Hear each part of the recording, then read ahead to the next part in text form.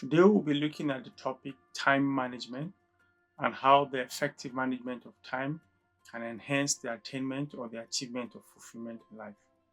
What is time? Time is the duration between events, allowing us to understand the sequence and the progression of occurrences. The highlight with time can be seen in deadlines, timelines, time frames, and timing in general. Time is the ready, uniform, and universal benchmark against which we can all measure performance, efficiency, outcomes, and effectiveness. Time, therefore, becomes a yardstick against which we measure productivity. And if time is universal, if everybody has the common denominator of time, it therefore means the effective utilization or management of your time will confer upon your person an advantage in life. The mastery of time presupposes that you can improve your outcomes and your outputs in life by the sheer awareness and the in-depth consciousness of your daily routines and activities. If you are juggling several activities and numerous commitments beg your attention on a daily basis, if you feel like 24 hours is not enough in a day and 7 days are not enough for you in a week, take a seat. This conversation is for you. However, before we delve deeper, let me bring to your notice that the key or the secret to effectively managing anything, to gain mastery of anything, is to first thoroughly understudy and understand its traits or characteristics.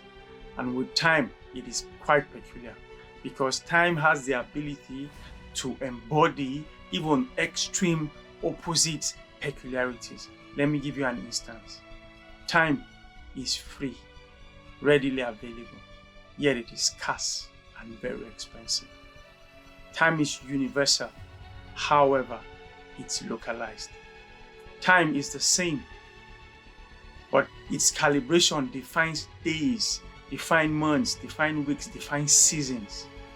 Time is also intangible. However, it is time that prescribes or defines tangibility for everything and everyone else. So keep this in view as we look at the characteristics that we can manipulate or manage to effectively gain mastery of time as it concerns the attainment of fulfillment in life. There are 10 elements or characteristics that time has that, if effectively understudied, will enable you adequately manage and improve upon your outcomes and your outputs. But because of time, we can only take one of those elements in this episode. You see what I just did there, right? Anyway, today we're looking at the characteristics we call the concept of the incident moment. That's what some people call now.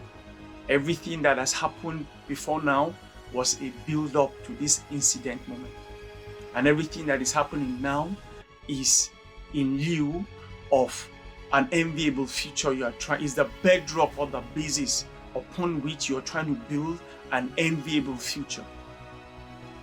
So the incident moment is all that you have. And if the incident moment that is now is all that you are guaranteed, it therefore means that if you're just making up your mind to manage time now, you're already too late. That decision would have been taken prior to now. So predetermination is the first key in effectively managing the incident moment. The second key is prioritization. You need to highlight what's important on the scale of preference and deal with what is more important. There's also the element of delegation.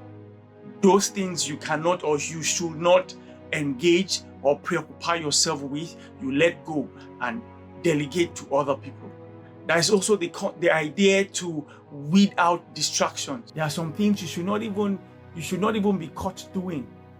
You should not even allow yourself the luxury of that distraction, the luxury of that waste of time. Now, the next idea with this conversation is to realistically pace yourself. Don't overestimate what you can do in the incident moment. Pace yourself. Simulate your deadlines. Listen, have you ever wondered that most times you leave things you should do up until the very last minute? If you're a student, for instance, you're supposed to submit an assignment on Friday. Imagine that you're submitting the assignment on Thursday. So simulate the deadline to be Thursday, and you see yourself chasing earlier and meeting up even quicker than the realistic deadlines. Also, I would say have a realistic to-do list. I fail with this most times, I'll tell you that. Some days I have 10 things, 12 things, 15 things on my to-do list. You know how many I end up doing? 3 or 4. And then you see me rolling over my to-do list, constantly rolling over my to-do list. Listen, if you want to make the best use of time, adequately manage your time, you need to have a realistic to-do list. If you can only deal with 2 items in a day, please let your list be narrowed down to 2 things. And then finally, give room for the unforeseen occurrences. Sometimes we want to plan our day from dawn to dusk, but the reality is that things happen. Things really do happen. I'll leave you with this. We've run out of time. We'll see you again next week. Keep a date with me. Thank you very much.